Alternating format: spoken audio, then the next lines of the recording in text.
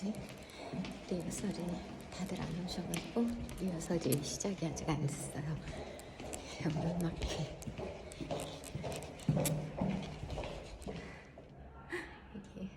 국회의사당 대회의실, 오늘 연주회가 있을 장소에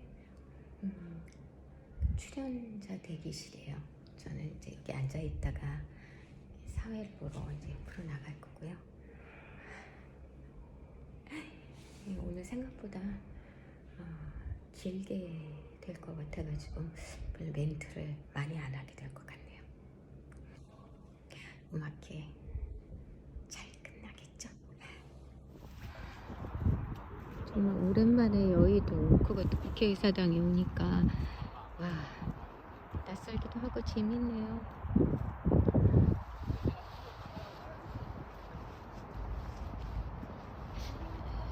낯선 도시에 여행 온 것 같은데요. 자, 우리의 국회의사당입니다. 공연을 했던 곳은 바로 저기 국회 대회의실.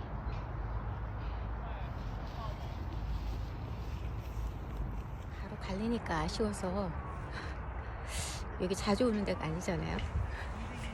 그래서 조금 배회를 하다가 전철역쯤 가까이 가서 커피 한 잔 마시려고요. 커피 한 잔 마시고 가려고 합니다. 투썸.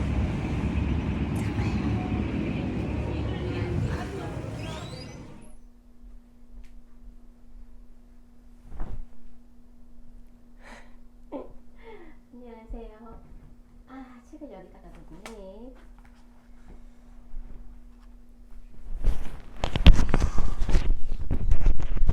무척 오랜만이죠. 조금 있으면 이제 제가 성당에 합창단 연습하러 가기 전에 잠깐 짬이 나서 켰어요. 오늘 날씨가 굉장히 칼트하더라고요. 칼트.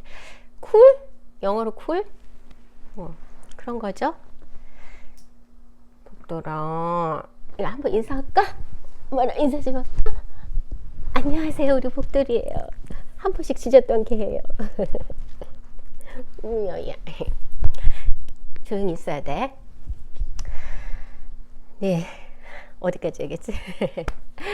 네, 오늘 칼트한 날이에요. 날씨가 이제 정말 4월은 잔인한 계절이라고 하더니 굉장히 날씨가 오락가락해요. 그래서 제가 지금 목소리, 콧소리 많이 나잖아요. 감기.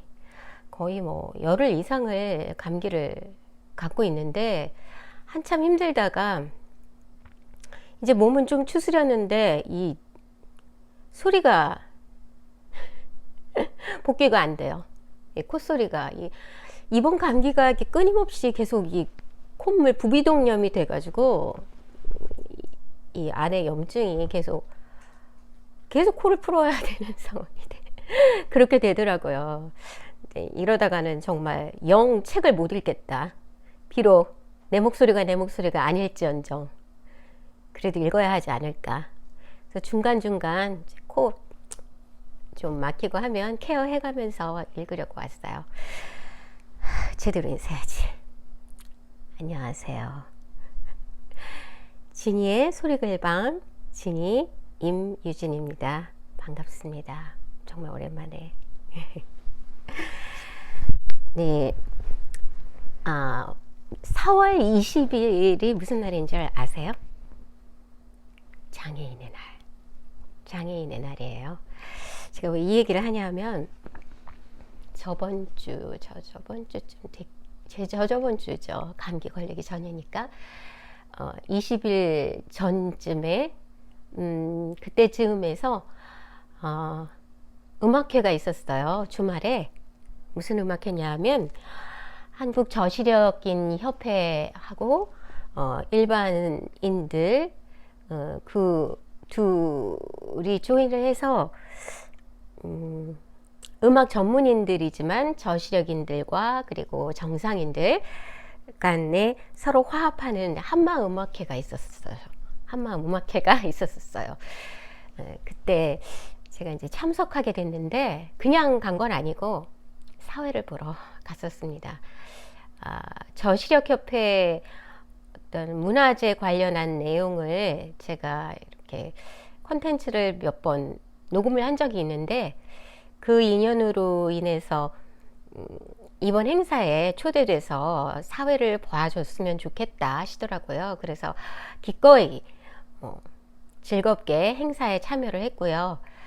장소가 여의도 국회의사당이었어요. 제가 태어나서 한 3번째 그게 가보는 건가? 국회의사당. 어쨌든 그렇게 국회의사당 모처럼 말에 나들이를 하니까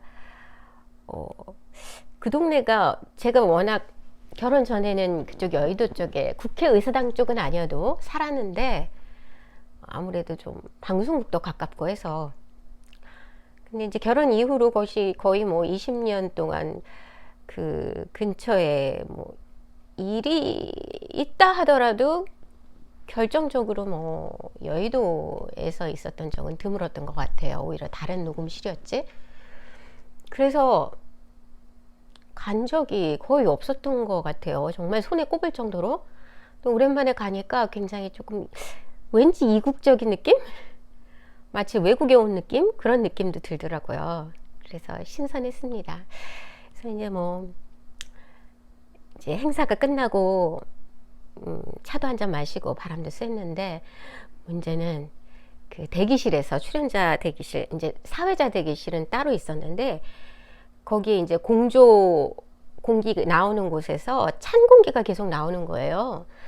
그래서 좀 이렇게 조금 으슬으슬했는데 아니나 다를까 그날 저녁 이후로 딱 감기에 걸려가지고는 지금까지 이 역경을 견디고 있습니다. 그날 뭐 나름 소박한 음악회였어요. 굉장히 뜨르르한 음악회는 아니었지만 클래식과 민요와 뭐 크로스오버 관련된 그런 곡들을 주로 연주하고 노래도 하고 했는데 뭐 북한에서 직접 이쪽으로 탈출하신 여자 가수분도 오셨었고 뭐 직접 성악을 전공하셨거나 아니면 악기를 전공하신 분들도 계셨는데 그 중에는 첼로 연주자 중에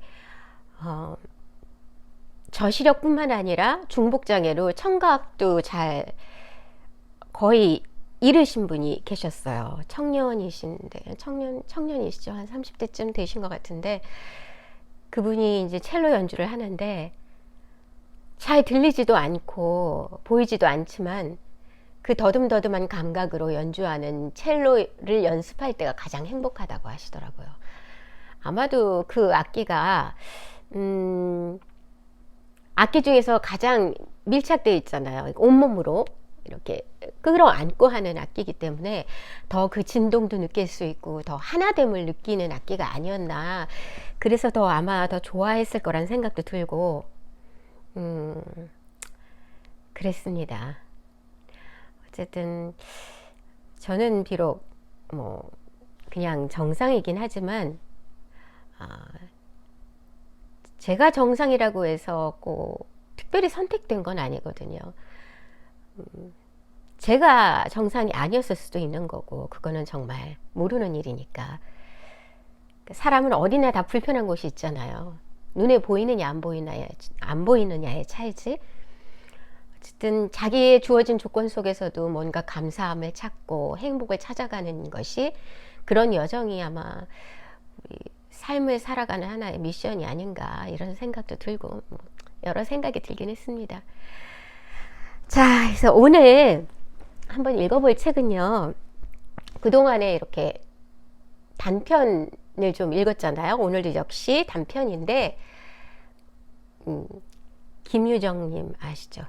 소설가 김유정. 1930년대를 풍미했던 30대 나이로 요절하셨지만 그래도 꽤 많은 작품을 남기셨고 단편부터 장편, 뭐 심지어 번역 소설까지 뭐 유명한 것으로는 좀 해학적이면서도 토속적인 봄봄, 동백꽃 뭐 이런 것들이 있죠. 그리고 뭐 산골 나그네, 오늘 읽을 이 산골이라는 책, 산골이라는 소설도 있고요. 뭐 여러 가지가 있어요.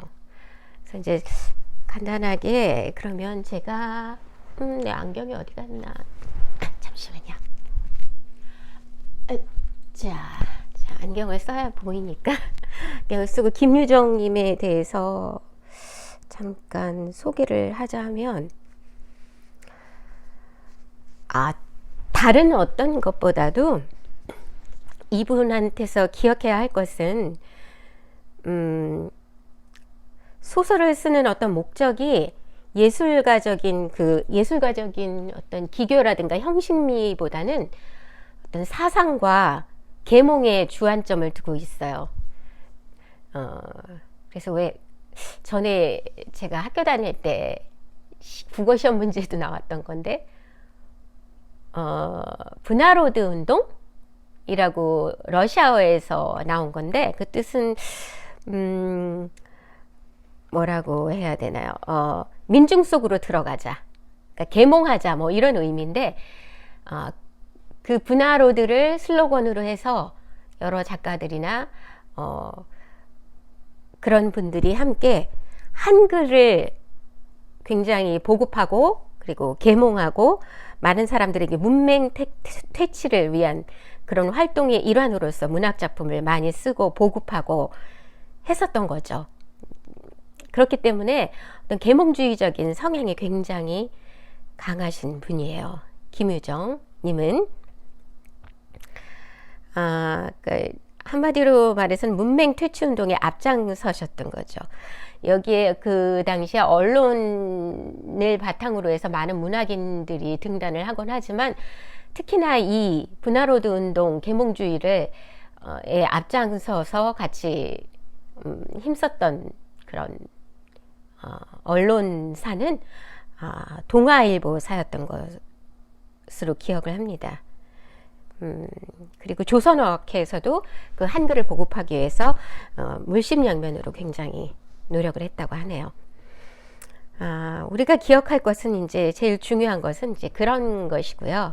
김유정님의 좀 해학적이면서도 토속적이고 민속적이면서도 계몽주의적인 여러 농촌 소설들이 있습니다. 근데 그 소설 중에는 이 책도 그렇지만 그 지역적인 그런 방언들이 많이 이렇게 들어가 있어요. 그러니까 방언으로 표현을 하면서 좀 더 이렇게 토속적인 느낌을 많이 준 거죠. 그리고 뭐라고 해야 하나, 이 문학에서 기교라든가 어떤 그런 형식미보다는 그 계몽을 위주로 하기 때문에 아까도 말씀드렸지만 철저하게 현실적인 민중들의 삶을 많이 그리려고 했어요. 그래서 어떤 고향에 있음직한, 그리고 그 시절에 있었던 그런 것의 어떤 현실성을 바탕으로 해서 현실을 뭐 고발까지는 아니고 반영하고 보여주면서 계몽하고 그러는 게 목적이었죠. 그래서 이 제가 읽으려고 하는 산골이라는 소설은요, 굉장히 자연적인 소재를 가지고 산골이라는 어떤 공간적 배경을 통해서 여자 주인공의 어떤 그 풋풋하고 애잔한 사랑의 이야기, 그러니까 지금까지 제가 어떤 첫사랑이나 사랑에 관한 그런 단편을 읽어왔잖아요. 그러니까 이번에도 역시 그 사랑 시리즈라고 보면 될 것 같습니다. 이게 산골이 TV문학관에서는 나왔는지 모르겠어요. 며칠 전에는 TV문학관에서 뭐 또 하나 나왔던 것 같은데 잘 가물가물하네요. 저번에 우연히 봤는데, 봄봄, 김유정님의 봄봄, 그 대릴사의 얘기 알죠? 키가 이만큼 커야 장가 보내준다, 우리 딸하고 결혼해주겠다 하는 그 내용. 네, 그걸 아마 3월 말인가 언제쯤인가 4월 초인가 우연히 제가 보게 됐던 것 같아요. 네, 이제 그분의 작품 중에 산골 오늘은 읽으려고 합니다. 자, 그러면 한번 볼까요? 자, 오늘은 제가 시간 될 때까지 읽고, 지금 몇 시쯤 됐나? 아직은 시간이 좀 있으니까 성당 가기 전에 읽어보려고 합니다. 정말 목소리가, 콧소리가 너무 많이 나서 듣기도 좀 거북하고 저도 답답하긴 하지만 어쩔 수 없습니다. 참 옛날 기억인데, 여담인데, 아주 옛날 오래전에 한 번 또 이제 감기가 그 처녀 쪽에 걸렸던 적이 있었는데, 제가 워낙 감기가 걸리지 않은 상태에서도 좀 비음이 있는 편이에요. 근데 이제 감기가 걸려 놓으니까 훨씬 그 비음이 심했죠. 지금처럼. 근데 한 선배님이 이제 전화가 왔었어요. 그러다가 이제 전화기 수화기로 얘기를 하다가 제 목소리를 듣고는, 야, 너 지금 소리가 훨씬 더 듣기 좋다. 감기 든 소리가 훨씬 더 좋다. 이러시는 거예요. 이걸 칭찬으로 들어야 할지 아니면은 비판으로 들어야 될지 모르겠는데, 하여튼 뭐 그게 생각이 납니다. 어쨌든 뭐 썩 좋진 않더라도 이해해 주시고 감안해 주셨으면 해요. 자, 이 산골이란 책은 내용이 제가 여기 잠깐 적어 놓기도 했는데, 소제목들이 들어가 있어요. 산골에 산, 또 마을, 돌, 물, 길, 뭐 이렇게 4개의 제목으로 나눠줬는데, 이 책에서는 약간 중요하게 된 것도 같고요. 한 3개 정도로 돼 있나? 중략이 안 돼 있는 것도 같네요. 네, 보통 이렇게 하나, 둘, 셋, 넷, 5개 산, 마을, 돌, 물, 길의 소재를 소제목으로 해서 그 공간이라고 해야 되나요? 그냥 공간이죠. 그 공간이나 그 소재를 통해서 어떤 상징화된 이미지가 또 다 있다는 거, 뭐 책 읽으면서 한번 얘기해 보도록 할게요. 자, 김유정님의 산골입니다. 산. 머리 위에서 굽어보던 해님이 서쪽으로 기울어 나무에 긴 꼬리가 달렸건만 나물 뜯을 생각은 않고 이쁜이는 늙은 잣나무 허리에 등을 비겨대고 먼 하늘만 이렇게 하염없이 바라보고 섰다. 하늘은 맑게 개고 이쪽 저쪽으로 뭉글뭉글 피어오른 흰 꽃송이는 곱게도 움직인다. 저것도 구름인지 학들은 쌍쌍이 짝을 짓고 그 새로 날아들며 끼리끼리 어르는 소리가 이 수풍, 숲의 강원도 방언이라고 하네요. 이 수풍까지 멀리 흘러내린다. 갖가지 나무들은 사방에 잎이 우거졌고 땡볕에 그 잎을 펴들고 너훌너훌 바람과 아울러 산골의 향기를 자랑한다. 그 공중에는 나는 꾀꼬리가 어여쁘고 노란 날개를 팔딱이고 이가지 저가지로 올마 앉으며 흥에 겨운 행복을 노래 부른다. 고이 고이 고이 요렇게 아양스레 노래도 부르고 담배 먹고 꼴 비어 맞은 쪽 저 바위 밑은 필시 호랑님에 드나드는 구릴이라. 음침한 그 위에는 가시덤불, 달의 덩굴이 어지러이 엉키어 지붕이 되어 있고 이것도 돌이랄지 연녹색 털복숭이는 올망졸망 놓였고 그리고 오늘도 어김없이 뻐꾸기는 날아와 그 잔등에 다리를 머무르며 뻐꾹 뻐꾹 뻑뻑꾹. 어느덧 이쁜이는 눈시울에 구슬방울이 맺히기 시작한다. 그리고 나물바구니가 툭 하고 땅에 떨어지자 두 손에 펴든 치마폭으로 그새 얼굴을 폭 가리고는 이쁜이는 흐르흐르 마냥 느끼며 울고 섰다. 이제야 후회 나누니 도련님 공부하러 서울로 떠나실 때 저도 간다고 왜 좀 더 붙들고 늘어지지 못했던가 생각하던 할수록 가슴만 미어질 노릇이다. 그러나 마님의 눈을 기어 자그만 보따리 옆에 끼고 산속으로 20리나 넘어 따라갔던 이쁜이가 아니었던가.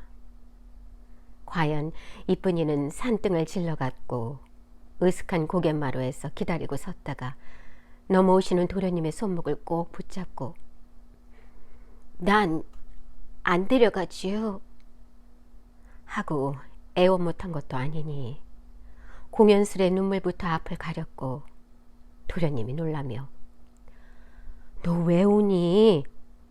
여름에 꼭 온다니까. 어여 들어가라 하고 역정을 내심에는 그만 두려웠으나 그래도 날 데려가라고 그 몸에 매달리니 도련님은 얼마를 벙벙이 그냥 섰다가 울지 마라 이쁘나.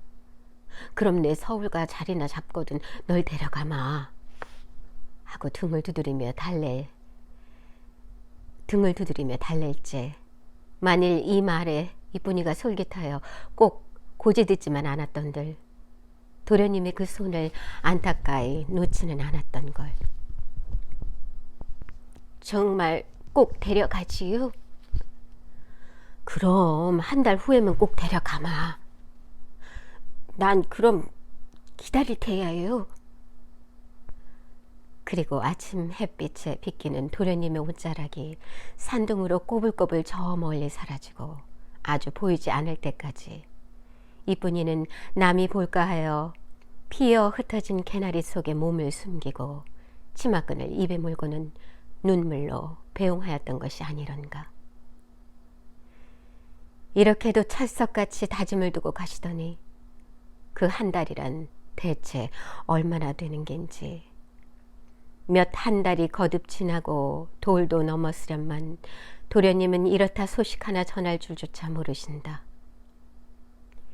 실토로 터놓고 말하자면 늙은 이 잣나무 아래에서 도련님과 맨 처음 눈이 맞을 때 이쁜이가 먼저 그러자고 한 것도 아니련만 이쁜 어머니가 마님댁 시종이고 보면 그날 이쁜이는 잘 따져야 시의 시종이니 하잘것없는 계집애 이거늘 이쁜이는 제 몸이 이름을 알고 시내에서 홀로 빨래를 할 때면 도련님이 가끔 덤벼들어 이게 장난이겠지 품에 꼭 껴안고 뺨을 깨물어 뜯는 그 꼴이 숭글숭글하고 밉지는 않았으나 그러나 이쁜이는 감히 그런 생각을 먹어본 적이 없었다. 그날도 마님이 구미가 제치셨다고 이해 이쁘나 나물 좀 뜯어온 하실 때 이쁜이는 퍽이나 반가웠고 아침밥도 몇 술로 건날리고 바구니를 동무삼아 집을 나섰으니 나이 아직 16이라 마님에게 귀염을 받는 것이 다만 좋았고 칠칠한 나무를 뜯어드리고자 한사코 이 험한 산속으로 기어올랐다.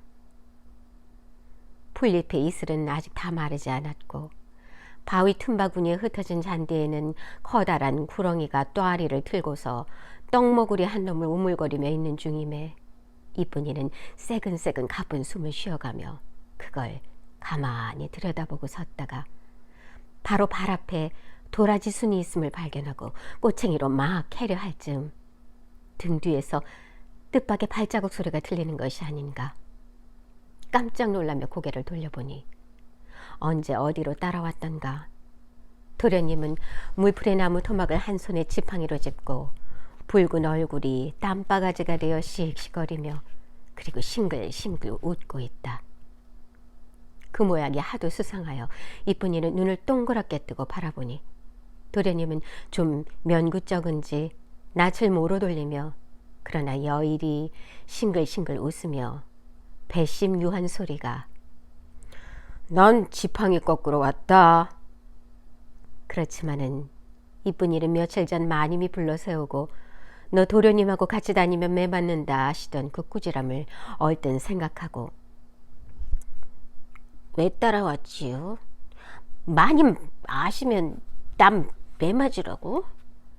하고 안팡스레 쏘았으나 도련님은 귓등으로 듣는지 그래도 여전히 싱글거리며 배심유한 소리로 난 지팡이 거꾸로 왔다. 그제서야 이쁜이는 성을 안 낼 수가 없고 마님께 나 매맞아도 난 몰라.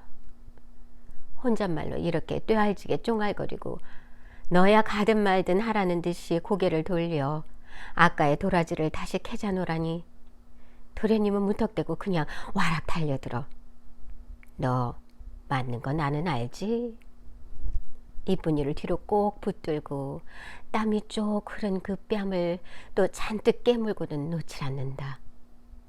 이쁜이는 어려서부터 도련님과 같이 자랐고 같이 놀았으되 제가 먼저 그런 생각을 두었다면 도련님을 벌컥 떼다 밀어 바위 너머로 곤두박이게 했을 리 만무였고 붕둥이를 털고 일어나며 도련님이 무색하여 멀거니 쳐다보고 입만만 다시니 이쁜이는 그 꼴이 보기 가여웠고 죄를 저지른 제 몸에 대하여 죄송한 자책이 없던 바도 아니건만은 다시 손목을 잡히고 이제 이 잣나무 밑으로 끌릴 제에는 온 힘을 다하여 그 손깍지를 버리며 야단친 것도 사실이 아닌 건 아니나 그러나 어딘가 마음 한편에 앙사를 피우면서도 넋이 끌려가도록 도련님의 힘이 좀 더 하는 생각이 전혀 없었다면 그것은 거짓말이 되고 말 것이다.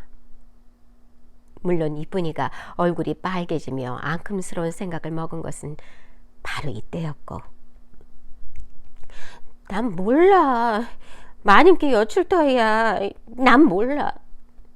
하고 적잖이 조바심을 태우면서도 도련님의 속마음을 한번 뜯어보고자 누가 종도 이러는 거야? 하고 손을 뿌리치며 된통 호령을 하고 보니 도련님은 이 깊고 외진 산속임에도 불구하고 귀에다 입을 갖다 대고 가만히 속삭이는 그 말이 너 나하고 멀리 도망가지 않으련? 그러니 이쁜이는 이 말을 참으로 꼭 고지들었고 사내가 이렇게 겁을 집어먹는 수도 있는지 도련님이 땅에 떨어지는 성냥갑을 호주머니에 다시 집어넣을 줄도 모르고 덤벙거리며 산 아래로 꽁지를 뺄 때까지 이쁜이는 잣나무 뿌리를 베고 풀밭에 번듯이 드러누운 채 푸른 하늘을 바라보며 이제 멀리만 달아나면 나는 저 도련님의 아씨가 되려니 하는 생각에 마님께 진상할 나물 캘 생각조차 잊고 말았다. 그러나 조금 지남에 이쁜이는 어쩐지 저도 겁이 나는 듯 싶었고 발딱 일어나 사면을 휘돌아 보았으나 거기에는 험상스러운 바위와 우거진 숲이 있을 뿐 본 사람은 하나도 없으련만 아마 산이 험한 탓일지도 모르리라. 가슴은 여전히 달랑거리고 두려우면서도 그러나 이 몸뚱이를 제 품에 꼭 품고 같이 뒹굴고 싶은 안타까운 그런 행복이 느껴지지 않는 것도 아니었으니 도련님은 이렇게 정을 들이고 가시고는 이제 와서는 생판 모르는 채 하시는 거나 아닐런가.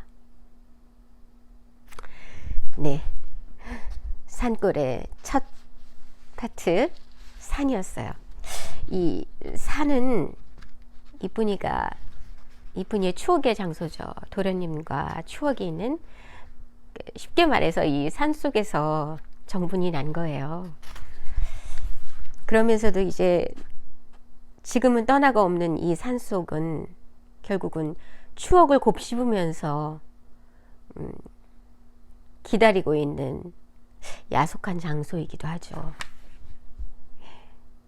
정말 뭔가 금기된 사랑은 그만큼 더 설레고 더 이렇게 뭐라고 해야 되나요? 더 갈망하게 만드는 그런 게 있는 것 같아요. 아마 이 도련님 같은 경우에는 어떤 마음인지 모르겠지만 물론 이쁜이를 좋아했겠죠. 좋아했지만 한편으로는 주인집 도련님이기 때문에 뭐 그렇게 아쉬운 게 없어요. 좋으니까 그냥 표현했던 거고 뭐 같이 도망가자고 한 것도 물론 진심이겠죠. 그만큼 널 좋아한다는 말. 하지만 뭐 책임지겠다는 그런 말은 아닌 것 같아요. 제 생각에 그냥 그만큼 널 좋아해. 도망갈까? 뭐 이런 말이었겠죠. 근데 처지가 처지인 만큼 이분이 입장에서는 그게 굉장히 컸던 거죠. 그만큼 이렇게 모든 걸 바친 도련님이 서울로 가고 났을 때, 공부하러 가고 난 다음에는 이제나 저제나 도련님을 기다리면서 마음 한켠으로는 이 정든 마음을 뿌리치지 못하고 늘 그리워하면서, 또 한편으로는 아, 나를 잊으셨나 하는 그런 서글픔, 그런 게 있는 바로 좀 쓰라린 장소, 추억의 장소이자 쓰라린 장소입니다. 자, 이제 산 파트이고 그 다음은 이제 마을로 넘어가겠습니다. 마을. 두 손등으로 눈물을 씻고 고개를 의뢰 들었으나 나물들을 생각은 않고 이쁜이는 늙은 잣나무 밑에 앉아서 먼 하늘을 지켜대고 도련님 생각에 이렇게도 넋을 잃는다. 이제와 생각하면 야속도 스럽나니 마님께 매를 맞도록 한 것도 결국 도련님이었고 별 욕을 다 당하게 한 것도 결국 도련님이 아니었던가. 도련님 때문에 이 둘 관계가 발각이 된 거예요. 아마 이 제목하고 관련이 있는 거겠죠. 이 제목이 마을, 그러니까 이 마을이 얘기하는 건, 상징하는 것은 굉장히 현실적인 공간이에요. 옛날에는 어떤 그 시족 사회이면서 농경 사회였기 때문에 그 마을에 주는 의미가 굉장히 완고하고 굳어져 있고 뭔가 굉장히 그 체계 나름의 그 사회가 굉장히 단단하게 굳어져 있는 사회예요. 그 마을 자체가 마을에서 뭐 상도 줄 수 있지만 단죄도 할 수 있고 여러 가지로 또 신분적인 것도 엄연하게 나눠 있는 게 극명하게 드러나는 것이죠. 일종의 하나의 소규모 사회의 한 단면인 거예요, 마을이. 그렇기 때문에 이 마을이라는 공간은 상당히 현실적이고 가혹한 공간이죠. 여기에서 어떤 사건, 어떤 일로 인해서 아마도 도련님이 경솔했던 모양이죠. 그쵸? 그래서 아마 이 둘 간의 관계가 발각이 되고 결국은 그러면 뭐 누가 혼이 나겠습니까? 결국은 도련님이 아니라 이쁜이가 된통 혼이 나게 되겠죠. 매일과 같이 산을 올라다닌 지 단 나흘이 못 되어 마님은 눈치를 채셨는지 혹은 짐작만 하셨는지 저녁 때 기진하여 내려오는 이쁜이를 불러 앉히고는 너 연연 바른 대로 말해야지 죽인다 하고 회초리로 때리시되 볼기짝이 톡톡 붉어지도록 하셨고 그래도 안착이 아니라고 고집을 쓰니 이번에는 어머니가 달려들어 머리채로 휘감고 주먹으로 둥어리를 서너 번 쾅쾅 때리더니 그만도 좋으련만 뜰 아랫방에 갔다 가두고는 사날씩이나 바깥 구경을 못하게 하고 구매밥으로 구박을 막 하면은 이쁜이는 자장 서럽지 않을 수가 없었다.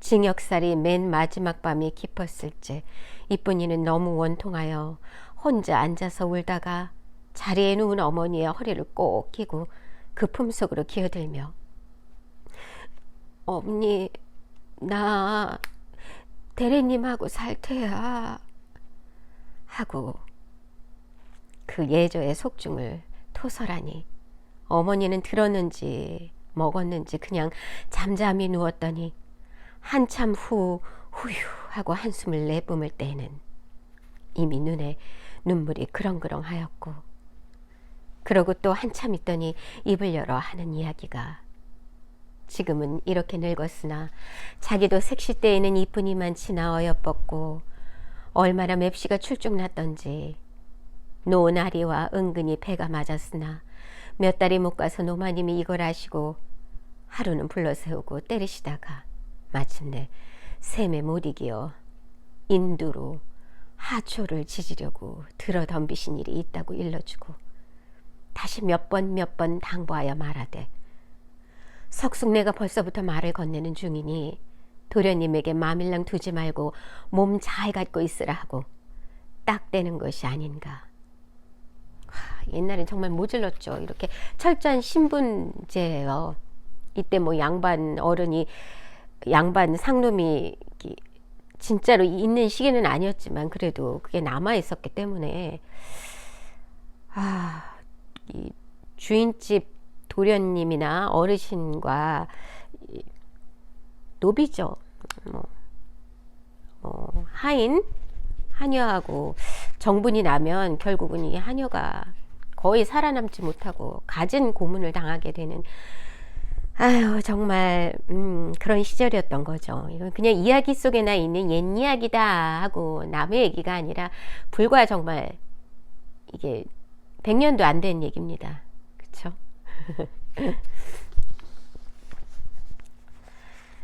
그러니까 이제 너도 그런 일 당하지 말고 석숭이네가 벌써부터 이제 말이 오가니까 다른 데로 이제 시집 가란 얘기겠죠. 아마 석숭이네가 이쁜이를 좋아했나 봐요. 그래서 이제 그쪽으로 시집을 가라고. 괜히 손해 나는 짓 해봤자 너만 힘들고 서럽다. 너 좋다는 사람한테 가라. 이런 얘기인 것 같습니다. 하기야 이쁜이가 무남 동료의 귀여운 외딸이 아니었던들 사흘 후에도 바깥엔 나올 수 없었으려니와 비로소 대문을 나와 보니 그간 세상이 좀 넓어진 것 같고 마치 우리를 벗어난 짐승과 같이 몸에 겉대남을 느꼈고 흉측스러운 산으로 뺑뺑 둘러싼 이 산골에서 벗어나 넓은 버덩으로 나간다면 기쁘기가 이보다 더 더하리라 생각도 하여보고 어머니의 영대로 고추밭을 매러 개울길로 내려가려니까 왼편 수풍 속에서 도련님이 불쑥 튀어나오며 또 붙들고 산에 안 갈 테냐고 대구 보챈다. 참 이런 정말 도련님 큰일입니다. 그쵸? 이렇게 흠씬 두들겨 맞고 좀 나을만 하니까 또 가잖아요. 또 산에 또 가잖아요. 참 생각이 있는 건지 이 도련님이. 의배가 학교를 다니다가 요즘 방학이 되어 집에 돌아온 뒤로는 공부는 할 생각 않고 날이면 날 저물도록 저만 이렇게 붙잡으러 다니는 도련님이 딱도 하거니와 한편 마님도 무섭고 또는 모처럼 용서를 받는 길로 그러고 보면 이번에도 호되이 불이 내릴 거를 알고 이쁜이는 오늘은 안 되니 내일 모레쯤 가자고 좋게 달래다가 그래도 듣지 않고 굳이 가자고 성화를 하는 데는 할 수 없이 몸을 뿌리치고 뺑손을 놓을 수밖에 딴 도리가 없었다. 구질구질이 내리는 비로 말미암아 한동안 손을 못 댄 고추밭은 풀들이 제법 성큼이 엉겼고 어디서부터 시작해야 좋을지 갈피를 모르겠는데 이쁜이는 되는 대로 한편 구석에 치마를 도사리고 앉아서 이것도 명색은 김미는 거겠지. 호미로 흙등만 따짝거리며 정작 정신은 어젯밤 종은 상전과 못 사는 법이라던 어머니의 말이 옳은지 그른지 그것만 일념으로 알아새기며 이리 씹고 저리도 씹어본다. 그러나 이쁜이는 아무렇게도 나는 도련님과 꼭 살아보겠다. 혼자 맹세하고 제가 아씨가 되면 어머니는 일테면 마님이 되련마는 왜 그리 극성인가 싶어서 좀 야속하였고 해가 한나절이 되어 목덜미를 확확 다릴 때까지 이리저리 곰곰 생각하다가 고개를 들어보매 밭은 여태 한 고랑도 다 끝이 못 났으니 이놈의 밭이 하고 탓 안 할 탓을 하며 저절로 하품이 나올 만치 어지간히 기가 막혔다.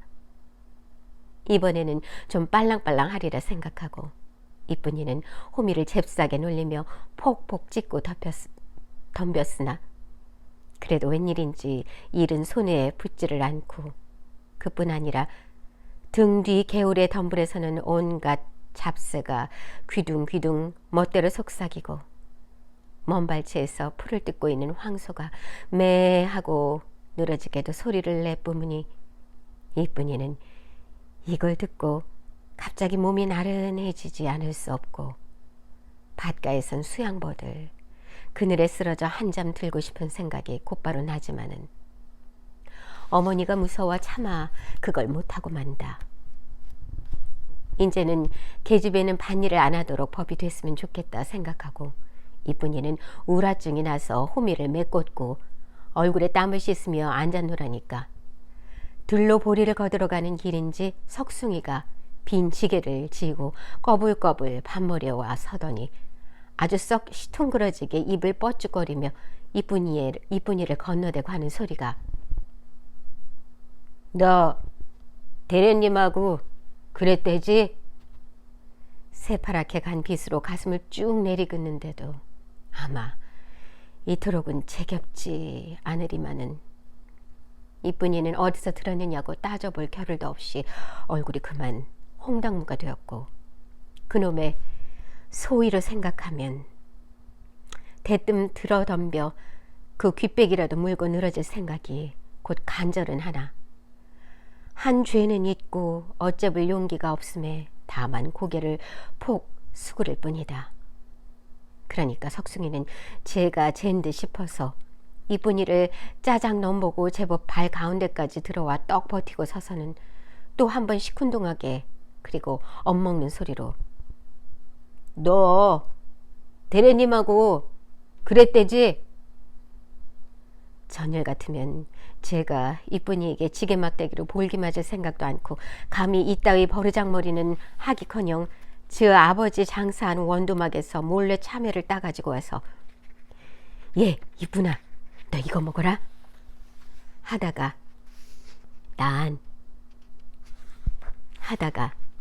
네가 주는 거 안 먹을 테야 하고 몇 번 내뱉음에도 굴치 않고 굳이 먹으라고 떠맡김으로 이쁜이가 마지 못하는 체하고 받아들고는 물론 치마폭에 흙을 싹싹 문대고 나서 깨물고 앉아노라면 아무쪼록 이쁜이 맘에 잘 들도록 호미를 대신 손에 잡기가 무섭게 는실 난실 김을 매주었고 그리고 가끔 이쁜이를 웃겨주기 위하여 그것도 재주라고 밭구렁에서 잘 봐야 곰 같은 몸뚱이로 이리 뒹굴고 저리 뒹굴고 하였다. 석숭 아버지는 이놈이 또 어디로 내뺐구나 하고 찾아다니다가 여길 와보니 매라는 제 밭은 안 매고 남 계집의 밭에 들어와서 대체 온 이게 무슨 노름인지 이 꼴이고 봄에 기도 막힐 뿐더러 터지려는 웃음을 억지로 참고 노여운 낯을 지어가며 너 이놈아 네 밭은 안 매고 남의 밭에 들어와 그게 뭐냐 하고 꾸중을 하였지만은 석숭이가 깜짝 놀라서 돌아다보고 그만 멀수룩하여 궁둥이에 흙을 털고 일어서며 이분이 밭 좀 매주러 왔지 뭘 그래 하고 되레 퉁명스러이 뻔대매는 더 책하지 않고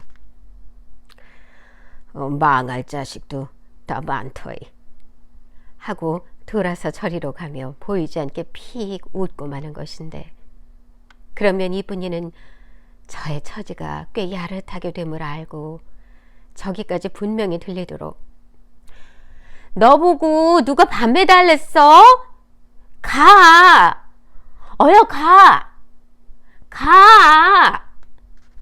하고 다 먹은 참외는 생각 않고 등을 떠다밀며 구박을 막 하던 이런 타이련만 제가 이제와 누굴 비빌 극단이 하늘이 무너지면 졌지 이것은 도시 말이 안 된다. 참, 이제 석숭이가 등장해요. 이 산이라는 장소가 좀 전에도 산이 아니고 이 마을이라는 장소가 굉장히 현실적이고 정형적으로 어떤 사회 고착화된 사회 냉혹한 현실을 말해준다고 했잖아요. 그러니까 이 이쁜이의 위치, 이쁜이의 상황을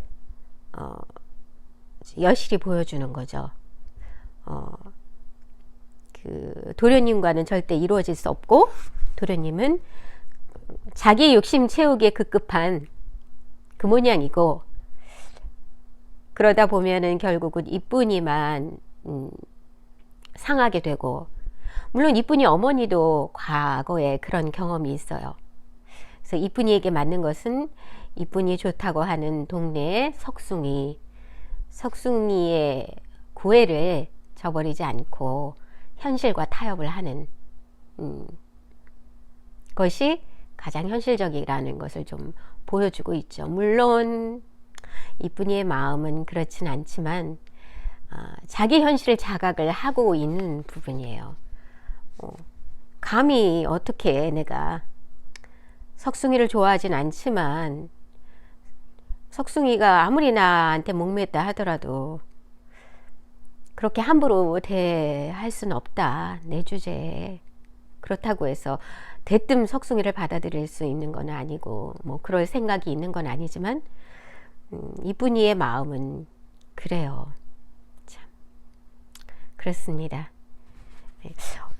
잠깐 지금 시간이 제가 이제 성가대 연습할 시간이 가까워서 오늘은 이 산골에 산하고 이 마을까지 조금 간단하게 읽고 갔다 와서 다시 읽던지 좀 연결해서 또 읽을게요. 잠깐 다녀오겠습니다. 산골, 김유정의 산골 중에 산, 마을까지 읽었습니다. 다시 꼭 돌아올게요. 자.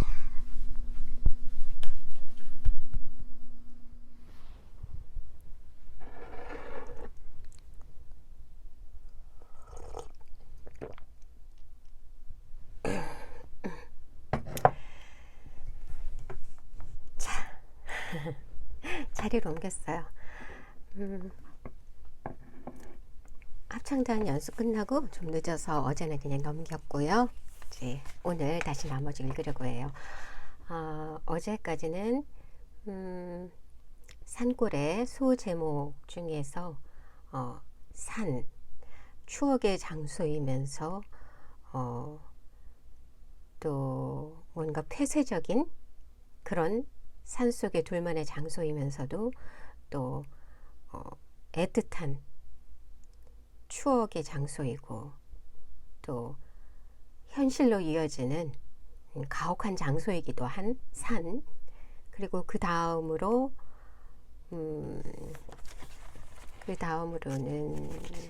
뭐였죠?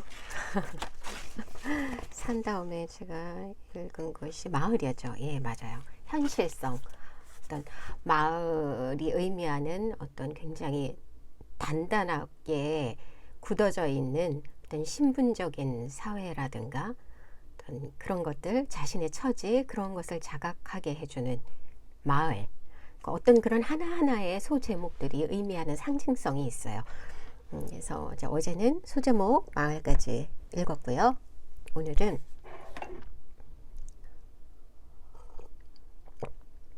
돌입니다. 어차피 이제 도련님은 떠났고 그 마을에서의 이쁜이의 앞으로 어떻게 할 것인지는 어떤 현실적인 거는 이미 알고 있어요. 어떻게 해야만 가장 이쁜이에게 현실적으로 적당하고 상하지 않는 일인지. 하지만 마음은 도련님에게 가 있기 때문에 쉽지는 않죠. 석숭이의 구애를 받아들일 것인가. 근데 석숭이는 은근 한편으로는 소문이 있으니까 뭔가 이쁜이에 대한 관심과 더불어 또는 어떤 뭐라 할까 질투심이라고 해야 될까요? 그런 것 때문에 이쁜이를 놀려요. 그쵸? 이쁜이한테 너 도련님이랑 그랬다더라 이러면서 계속 자꾸 쿡쿡 찌릅니다.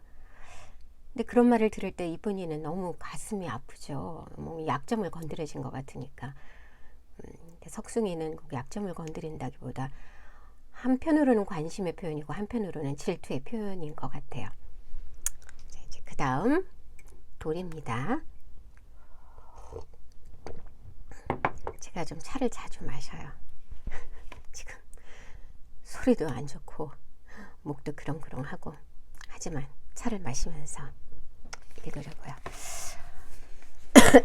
오늘은 스탠드를 좀 세게, 아들 방이거든요.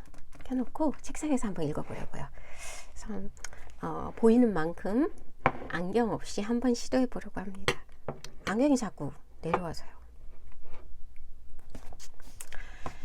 자, 돌. 이쁜이는 남다른 부끄러움으로 온 전신이 확확 다는 듯 싶었으나, 그러나 조금 뒤에는 무안을 당한 거기에 대가품이 없어서는 아니 되리라 생각하고 안갈스러운 역심이 가슴을 콕 찌를 때에는 어깨뿐만 아니라 등허리 전체가 셀룩거리다가 새침이 발딱 일어나 사방을 훑어보더니 대낮이라 다들 일들 나가고 안마을에 사람이 없음을 알고 석숭이 소매자락을 넌지시 끌며 그 옆 숙성이 자른 수수밭 속으로 들어간다. 밭 한복판은 아늑하고 아무데도 보이지 않으므로 함부로 떠들어도 괜찮으려니 믿고 이쁜이는 거기다 석숭이를 세워놓자 밭고롱에 널려진 돌틈에서 맞아 죽지 않고 단단히 아플 만한 모리돌멩이 하나를 집어들고 그 옆 정강이를 모질게 후려치며 이 자식 뭘 어쩌고 어째? 하고 딱딱 얼으니까 석숭이는 처음에 뭐나 좀 생길까 하고 좋아서 따라왔던 걸 벼랑간 난데없는 모진 돌만 날아들매는 아야! 하고 소리치자 똑 선불 맞은 누루 모양으로 한 번 뻐들컹 뛰며 눈이 그야말로 왕방울만 해지지 않을 수가 없었다. 그러나 석숭이는 미움보다 앞서느니 기쁨이요, 전일에는 그 옆을 지나도 본둥만둥하고 그리 대단히 여겨주지 않던 그 이쁜이가 일부러 이리 끌고 와 돌로 때리되 정말 아프도록 힘을 들일 만치 이쁜이에게 있어서는 지금의 저의 존재가 그만큼 끔찍함을 그 돌에서 비로소 깨닫고 짓궂이 싱글싱글 웃으며 한 번 더 뒤둥그레진, 그리고 홀게 늦은 목소리로 뭘 대리님하고 그랬대는데 하고 놀래주었다. 이쁜이는 뭐? 이 자식아? 하고 상기된 눈을 똑바로 떴으나 이번에는 돌멩이 집을 생각을 않고 아까부터 겨우 참아왔던 울음이 응 하고 탁 터지자 자분참 덤벼들며 석숭이 옷가슴에 매달리며 쥐어뜯으니 석숭이는 이쁜이를 올려놓은 것은 저의 큰 죄임을 얼른 알고 눈이 휘둥그레서 올려놓은 것을 자기의 죄라는 것이죠. 지금 그러니까 말이 이 소설은 특징이 굉장히 만연체라고 해야 되나? 계속 연결이 돼요. 문장이 금방 안 끝나요. 그래서 그런데 또 단어들도 조금 예스러워서 무슨 단어인지는 어렴풋이 알겠는데 지금 막상 딱히 쓰는 말이 아니고, 게다가 어찌 보면 그 시절에 많이 쓰던 그 지역 방언일 수도 있겠어요.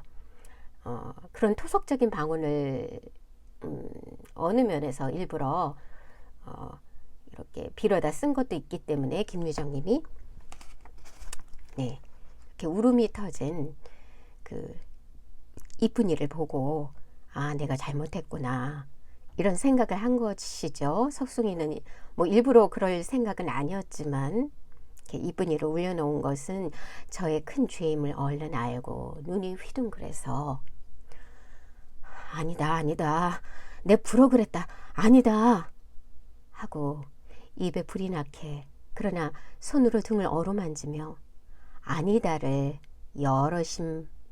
여러 신번을 부른 때에야 간신히 울음을 진정해 놓았고 이쁜이가 아직 느끼는 음성으로 몇 번 당부를 하니 언제 남 듣는데 그러면 내 너 죽일 테야. 그래 인전 안 그러마. 참으로 이런 나쁜 소리는 다시 입에 담지 않으리라 맹세하였다.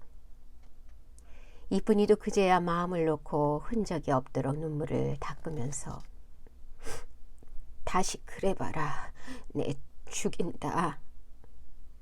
또 한 번 다져놓고 고추밭으로 도로 나오려 할 때 석숭이가 와락 달려들어 그 허리를 잔뜩 껴안고 너 그럼 우리 집에서 나한테로 시집 오라니까 왜 싫다고 그랬니? 하고 서로 좀 성가시게 굴었다 치더라도 만일 이쁜이가 이 행실을 도련님이 아신다면 단박에 정을 떼시려니 하는 염려만 없었더라면 그리 대수롭지 않은 것을 그토록 오직에 혼을 냈을 리 없었겠다고. 그렇죠.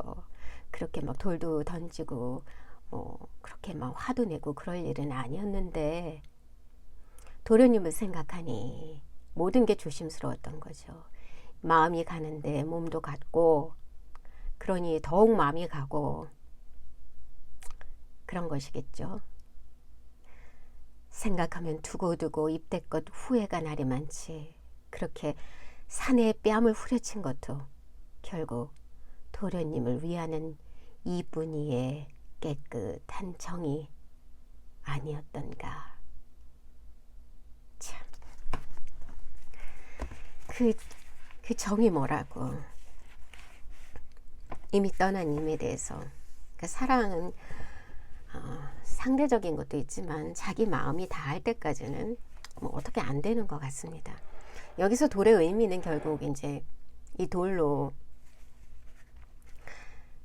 그 석숭이를 때렸잖아요.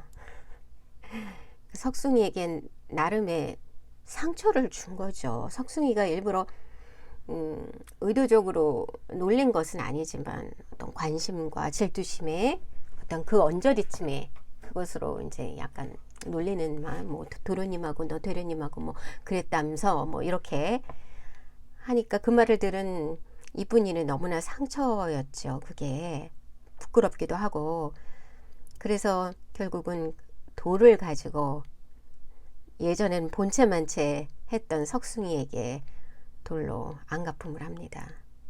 하지만 또 그런 생각을 하는 거예요. 내가 그럴 만큼 그게 뭐 대수로운 일이라고. 내 마음이 이러니 괜히 석숭이에게 화풀이를 하게 되는 것. 나만 상처 입은 게 아니라 결국은 나의 행동으로 인해서 그러니까 이쁜이의 행동으로 인해서 석순이의 마음도 상처를 받았겠죠. 그렇게 매몰차게 뺨까지 날렸으니 이쁜이가 조금은 문을 열어주나 마음의 문을 열어주나 했는데 결국은 그 도련님에 대한 마음 때문에 이렇게까지 자신한테 하는 걸 보니 참 석숭이도 애처롭네요.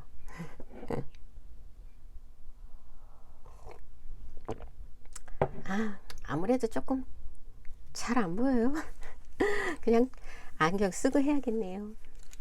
이랬다 저랬다. 네, 죄송합니다.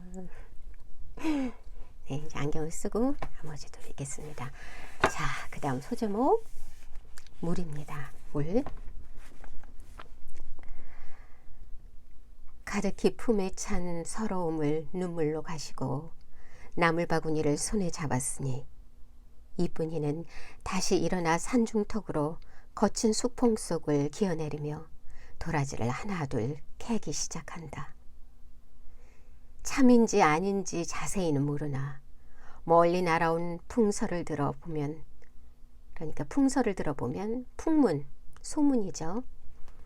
도련님은 서울과 어여쁜 아씨와 다시 정분이 났다 하고 그뿐만도 오히려 좋으련만은 대개 마님은 마님대로 늙은 총각 오래 두면 병난다 하여 상냥한 아가씨만 찾는 길이니 대체 이게 웬 셈인지.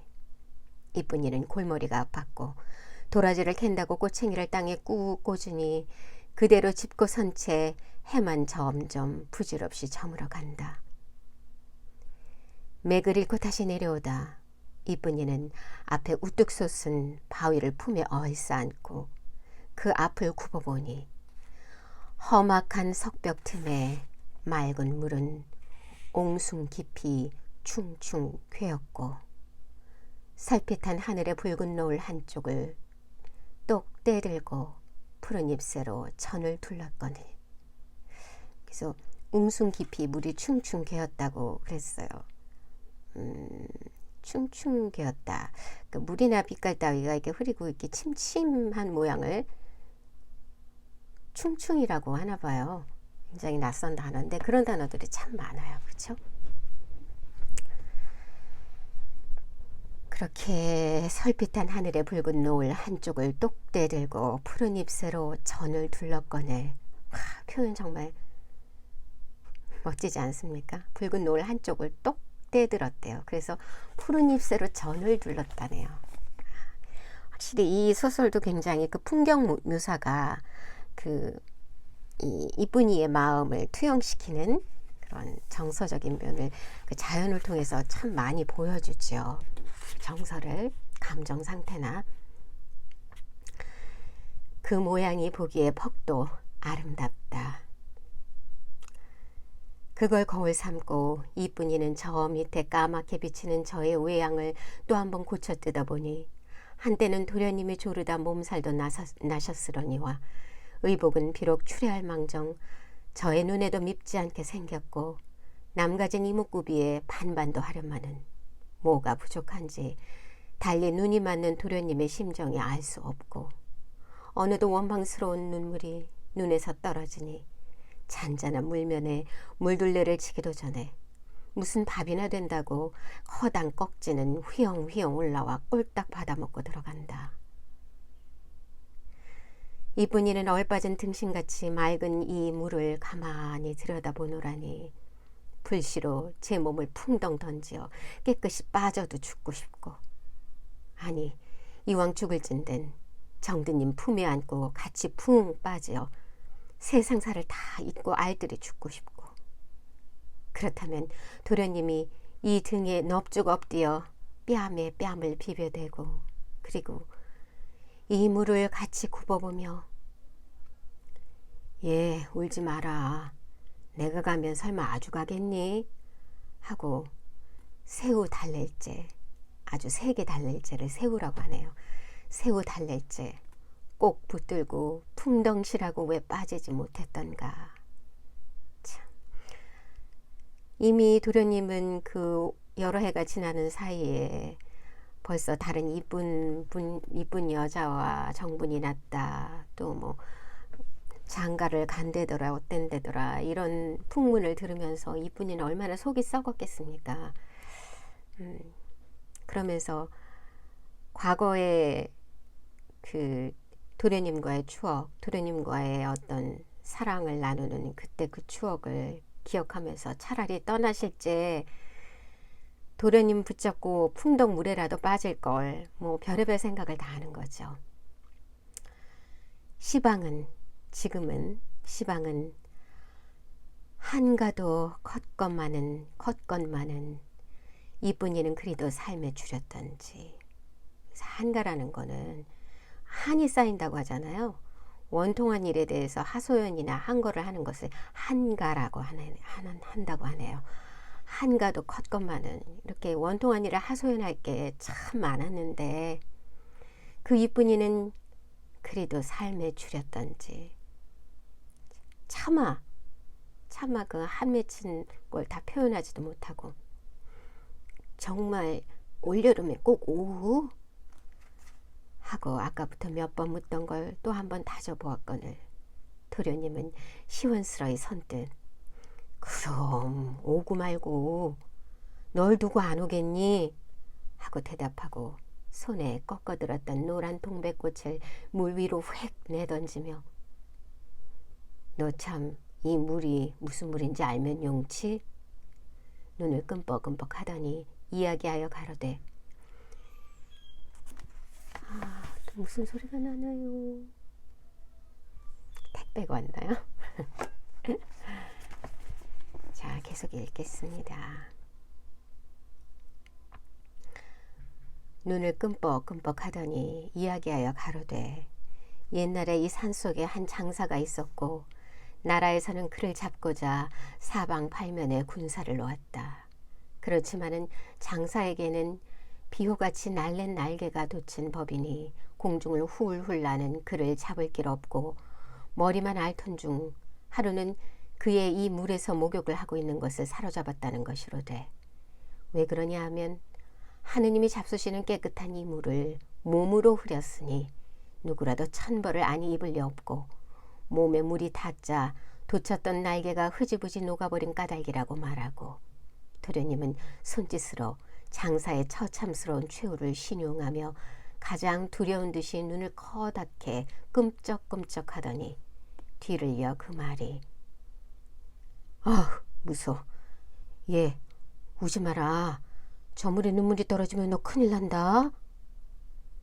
그러나 이쁜이는 그까지 소리는 듣는 둥 마는 둥 그리 신통지 못하였고 며칠 후 서울로 떠나면 아주 놓일 듯만 싶어서 도련님의 얼굴을 이윽히 아주 이슥하게 얼마간 오랫동안 빤히 그렇게 쳐다보고 그럼 다짐을 두고 가라 하다가 도련님이 조금도 서슴없이 입고 있던 자기의 저고리 구름 한 짝을 뚝 떼어 이쁜이 허리춤에 꾹 꽂아주며 너 이래도 못 믿겠니?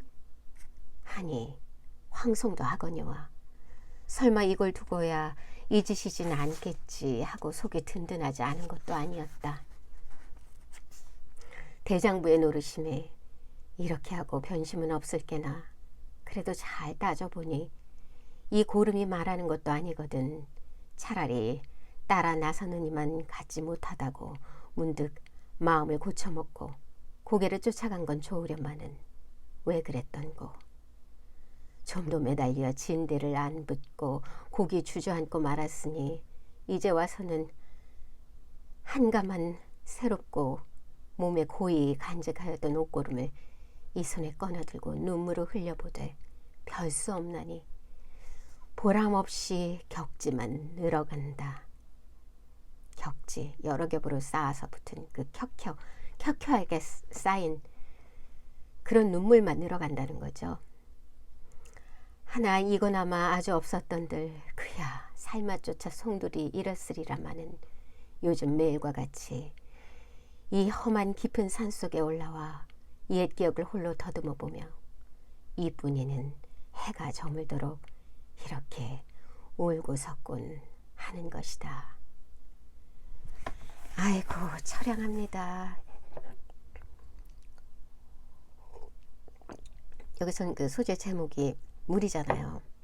도련님과 있었던 어떤 그 주변에 그 물, 샘물이라고 해야 되나요? 개울인지 웅덩인지 그 물이 고여 있는 그것과 그리고 또 어떤 설화 같은 걸 얘기해 주죠. 도련님이 그 몸을 더럽혀서 하느님이 노하셔서 벌을 내렸다는 그 물에 대한 이야기. 아마 그것은 아마 어찌 보면 이뿐이의 두려움, 한편으로는 두려움과 죄책감이 한데 응집된 것이 물이 아닌가. 두려움이라 하면 그때 그렇게 약속을 했던 도련님이 옷고름 하나 남겨주고 떠나갔는데 이제 다시는 그 물에 마치 이제 세상이 끝나고 그 물에 자기 몸을 던져 죽고 싶다는 생각이 날 만큼 어떤 암울하고 기약이 없음에 대한 아득함에 대한 두려움, 그리고 또 한편으로는 그 당시엔 그렇잖아요. 여자가 누군가에게 정을 주고 나면 그 사람 이외에는 이제는 뭐 누군가에게 다시 마음을 돌린다는 게 어떤 그 죄의식 같은 게 있을 수 있잖아요. 주운 글씨처럼. 그런 어떤 죄의식도 상징하는 게 아닌가. 두려움과 죄의식. 그 물이 상징하는 게 아마 그런 것인 것 같습니다. 아. 자, 이제 드디어 마지막 제목이에요. 길. 이 길은 어떤 이야기건 간에 그것이 뭐 영화가 됐건 노래 가사가 됐건 뭐 소설이 됐건 수필이 됐건 길이 의미하는 건 참 많은 걸 의미해요. 삶을 얘기하기도 하고 어떤 방향성을 얘기하기도 하고 어떤 뭔가 계속 이야기가 흐르고 어딘가를 바라보는 그 뭐라고 해야 할까요?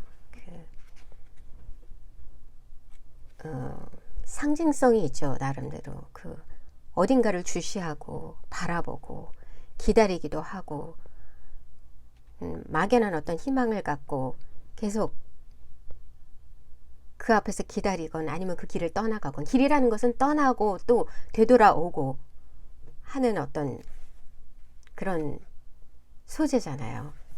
아마 여기서도 뭔가 길이 의미하는 것이 조금 비슷한 그런 것들이 있을 것 같아요. 마지막 길 읽겠습니다.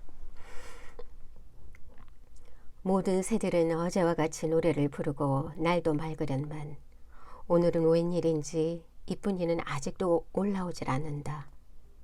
석숭이는 아버지가 읍에 장에 가서 3마리 닭을 팔아 그걸로 소금을 사오라 하여 아침 일찍이 나온 것도 있고 이 산에 올라와 다리를 묶은 닭들은 한편에 내던지고 늙은 잣나무 그늘에 누워 눈이 빠지도록 기다렸으나 이쁜이가 좀채 나오지 않음에 웬일일까 고개 또 노하진 않았나 하고 일자 없이 남한테 달라붙어서 막 떼쓰는 걸 말한대요. 일자 없이가 그렇게 이렇게 떼쓰면서 이렇게 애를 태운다. 그러니까 떼쓴다는 게 노심초사한다는 얘기죠. 혼자 석숭이 혼자 이게 또 이쁜이가 또 어디 화가 났나 왜 나오질 않나 하고 이제 노심초사하는 거예요. 올 가을이 얼른되어 새 곡식을 거두면 이쁜이에게로 장가를 들게 되었으니 결국은 그렇게 말이 오갔나 보네요. 현실적으로 결혼하기로 한 거예요. 석숭이는 너무나 좋아라 해서 모든 것이 이제 달뜨고 항상 이쁜이하고 같이 하고 싶겠죠. 그러면서도 눈치를 보는 거예요. 이쁜이 눈치를. 기쁨인들 이유 더할 때 있으랴마는 이번도 또 이쁜이가 밥도 안 먹고 죽는다고 야단을 친다면 헛일이 아닐까 하는 염려도 없지 않았거늘 그렇게 쌀쌀하고 매일매일 하던 이쁜이의 태도가 요즘에 들어와서는 갑자기 다소곳하고 눈 한번 흘길 줄도 모르니 이건 참으로 춤을 추어도 다 못 출 것이다.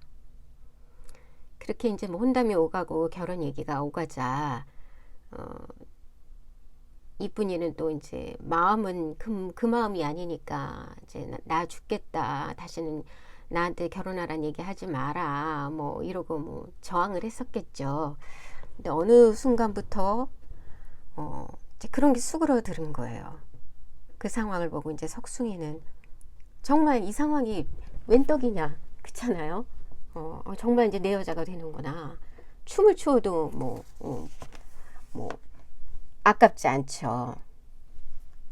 뿐만 아니라 이슬비가 내리던 날 마님댁 울 뒤에서 이쁜이는 옥수수를 따고 섰고 제가 그 옆을 지날 때 은근히 손짓을 함으로 가까이 다가서니 귀에다 나직이 속삭이는 소리가 너 편지 하나 써주렴? 그래 써주마. 내 잘 쓴다. 석숭이는 너무 반가워서 허둥거리며 묻지 않는 소리까지 하다가 또 그 말에 네 너 하라는 대로 다 할게니 도련님에게 편지를 쓰되 이쁜이는 여태 기다립니다 하고 그리고 이런 소리는 아예 입 밖에 내지 말라 하므로 그런 편지면 1년 내내 두고 썼으면 좋겠다 속으로 생각하고 참 어지간히도 좋아하는 거예요. 이쁜이를. 연적인데 도련님한테 편지 써도 내가 써줘도 좋으니까 기다리겠다는 말만 하지 말아라. 그럼 얼마든지 써주겠다. 결국 어찌 보면 도련님이 이쁜이에게 돌아오지 않을 거라는 걸 알고 있기 때문에 어떻게 보면 더 그럴 수도 있겠죠. 이렇게 해서라도 이쁜이하고 조금 더 가깝게 지내고 싶은 거예요.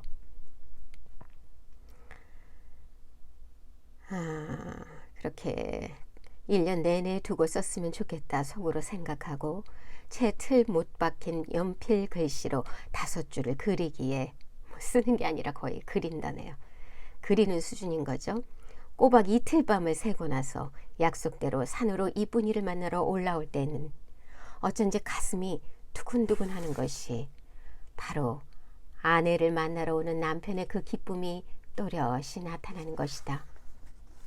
이쁜이가 얼른 올라와야 뭐가 제일 좋으냐 물어보고 이 닭들을 팔아 선물을 사다 주련만 오진 않고 석숭이는 암만 생각해야 영문을 모르겠으니 아마 요전번 이 편지 써왔으니까 너 나하고 꼭 살아야 한다 하고 크게 얼른 것이 좀 잘못이라 하더라도 이쁜이가 고개를 푹 숙이고 있다가 그래 하고 눈에 눈물을 보이며 그 편지 읽어봐 하고 부드럽게 말한 걸 보면 그리 노한 것은 아니니 석숭이는 기뻐서 그 앞에 떡 버티고 제가 썼으나 제가 못 읽는 그 편지를 떠듬떠듬 대련님 전 상살이 가신 지가 오래됐는디 왜 안 오고 1년 반이 됐는데 왜 안 오고 하니깐 이쁜이는 밤마다 눈물로 새우며 이쁜이는 그럼 죽을 테니까 날듯이 얼찐 와서 이렇게 땀을 내며 읽었으나 이쁜이는 다 읽은 뒤 그걸 받아서 피봉에 도로 넣고 그리고 나물바구니 속에 감추고는 그대로 덤덤히 산을 내려온다. 산기슭으로 내리니 앞에 큰 내가 놓여 있고 골고루도 널려 박힌 험상궂은 웅퉁바위 틈으로 물은 우람스레 부딪히며 콸콸 흘러내리매 정신이 다 아찔하여 이쁜이는 조심스레 바위를 골라 디디며 이쪽으로 건너왔으나 아무리 생각하여도 같이 멀리 도망가자는 도련님이 저 서울로 혼자만 삐죽 달아난 것은 그 속이 알 수 없고 사나이 마음이 설사 변한다 하더라도 잣나무 밑에서 그다지 눈물까지 머금고 조르시던 그 도련님이 인제와 싹도 없이 변하신다니 이야 신의 조화가 아니면 안 될 것이다. 이쁜이는 산처럼 잎이 퍼들어진 호양나무 밑에 와 발을 멈추며 한 손으로 바구니의 편지를 꺼내어 행주치마 속에 감추어들고 석숭이가 쓴 편지도 잘 찾아갈는지 미심도 하거니와 또한 도련님 앞으로 잘 간다 하면 이걸 보고 도련님이 끔뻑하여 뛰어올 겐지 아닌지 그것조차 장담 못할 일이건만은 아니오신다. 이 옷고름을 두고 가시던 도련님이거늘 설마 이 편지에도 안 오실 리 없으리라고 혼자 서서 우기며 해가 기우는 먼 고개치를 바라보며 체부 오기를 기다린다. 체부는 우체부예요. 체부가 잘 와야 사흘에 한 번밖에는 더 들르지 않는 줄을 저라고 모를 리 없고 그리고 어제 다녀갔으니 모레나 오는 줄은 번연히 알련만은 그래도 이쁜이는 산길에 속는 사람같이 저 산비탈로 꼬불꼬불 돌아나간 기나긴 산길에서 금시 체부가 보일 듯 싶었는지 해가 아주 넘어가고 날이 어둡도록 지루하게도 이렇게 속 달게 체부 오기를 기다린다. 그러나 오늘은 웬일인지 어제와 같이 날도 맑고 산의 새들은 노래를 부르건만 이쁜이는 아직도 나올 줄을 모른다.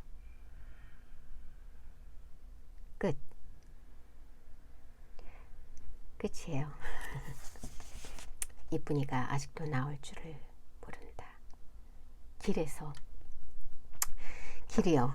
길. 바로 이 길을 통해서 도련님을 배웅했고 또 도련님을 마중하고 싶은 심정이지만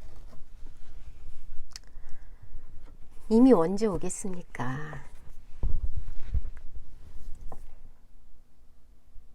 알 수 없죠. 잠시만요. 전화가 왔었어요. 아주 친한 친구인데 뭐 찾아본 게 있어가지고 물어보려고 전화했었다고 하네요. 이따가 다시 조금 있다가 다시 통화하기로 하고 나머지 마무리해야 하니까 어쨌든 그 길을 통해서 도련님을 배웅하고 마중 나갈 일이 있기를 바라지만 그런 일은 없습니다. 그리고 석숭이를 통해서 힘겹게 편지까지 써서 보냈지만 그 사흘에 한 번씩 오는 그 우체부를 기다리고는 있는데 오질 않네요. 그만큼 이쁜이는 하염없이 그 길에서 기다리고 있습니다. 도련님의 소식이 체부를 통해서 이 길을 통해 오기를 기다리고 있죠. 이 소설은 특별하게 단편 소설이고 워낙 짧은 거다 보니까 대단한 사건이 막 전개가 되고 그런 건 아니지만 그냥 간단히 주인 댁 도련님하고 어릴 때부터 자라오면서 도련님과의 어떤 연정이 생겼고 사랑하게 되었고 서로가 정을 나누게 되었는데 이루어질 수 없잖아요. 주인과 또 미천한 종의 신분으로. 하지만 그 어쩔 수 없는 안타까운 속에서의 그 여자 주인공의 어떤 심리라든가 정서를 하나하나 그 소재를 통해서 그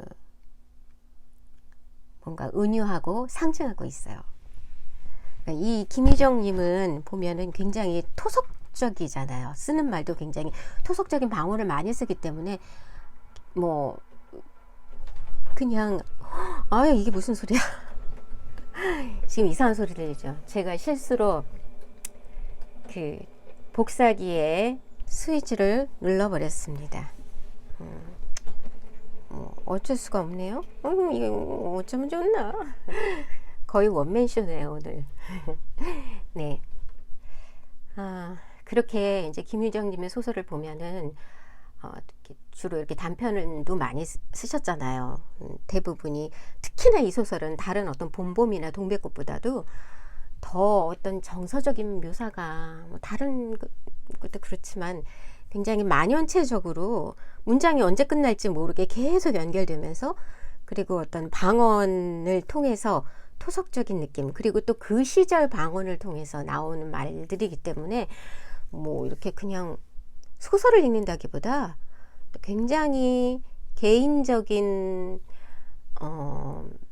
개성이 많이 묻어있는 그런 수필이거나 아니면 어떤 긴 하나의 시를 읽는 것과 같은 그런 느낌을 많이 주는 것 같아요. 이 소설은. 그만큼 굉장히 서정성이 강한 작품인 것 같습니다. 자, 오늘 그래서 이렇게 아주 짧은 김유정님의 산골 낭독했습니다. 4월이 거의 다 가고 있는데 아직 날씨가 스산하면서 왔다 갔다 해요. 더 따뜻해지면은 이제 저의 이런 코맹맹이 소리도 사라지겠죠. 이제 수일 내로 또 단편 소설 아니면 수필도 있으면 좀 수필도 좀 낭독해 볼까 생각도 들고요. 네. 제 생각에는 글쎄 그렇게 될지는 모르겠어요. 혹여라도 이제 저희 채널을 구독하시는 소수의 분이라도 만약에 본인이 쓴 글을 소개하고 싶다 하는 분이 계시면 댓글로 남겨주시면 그 부분을 소개해 드릴 수 있을 것 같아요. 제가 읽으면서 어떤 분이 주신 내용 이렇게 해서 그래도 좋을 것 같긴 한데 될지는 모르겠습니다. 어쨌든 네, 이렇게 해서 다 끝이 났습니다. 오늘 오후가 이제 지금 오후 4시 5시쯤 됐고 이걸 마치고 저 이제 볼일을 보러 나갈 거예요. 그럼 남은 오늘이 목요일이죠. 목요일 오후 편안하게 지내시고요. 또 만나 뵙도록 할게요. 자, 여기 보이시죠? 여기 누군지 아시죠? 바로 우리 진이의 소리글방 마스코트 구독이와 초점이 어디를 둬야 될지, 구독이와 좋아요예요. 구독 꾹, 좋아요 꾹, 게다가 알림 설정도 해주시면 감사하겠습니다. 네, 그럼 저는 이만 물러갑니다. 안녕히 계세요.